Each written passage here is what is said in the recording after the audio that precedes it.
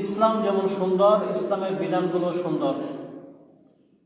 ইসলাম যেমন একজন মানুষ তার জীবদ্দশায় তাকে সম্মানের সাথে বাঁচার সমস্ত পন্থা পদ্ধতি সিস্টেম বলে দিয়েছে।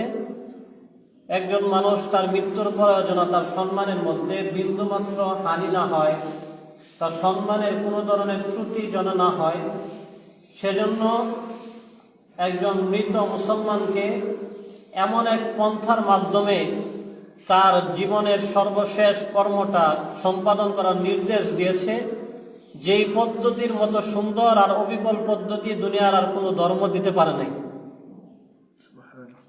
এজন্যই বলা হয় যে ইসলাম যেমন মানুষকে তার জীবনের মধ্যে জীবিত অবস্থায় তার সুন্দর জীবন যাপনের পদ্ধতি বলে দিয়েছে, সম্মানের সাথে বাঁচার উপলক্ষ আর অনুষঙ্গ বলে দিয়েছে, অনুরূপভাবে তার মৃত্যুর পরেও তার সম্মানের সাথে দাফন কাফনের পদ্ধতি ইসলামই বলে দিয়েছে।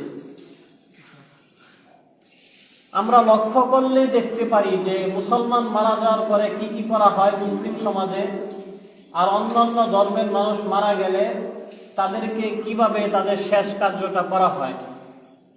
ওই দৃশ্যগুলোর দিকে লক্ষ্য করলে বোঝা যায় যে ইসলাম কত সুন্দর, ইসলামের বিধানগুলো কত সুন্দর। ইসলাম মানার কারণে আমরা কত সম্মানিত, জীবিত অবস্থায় মরার পরেও সম্মানের সাথে আমাদের বিদায়।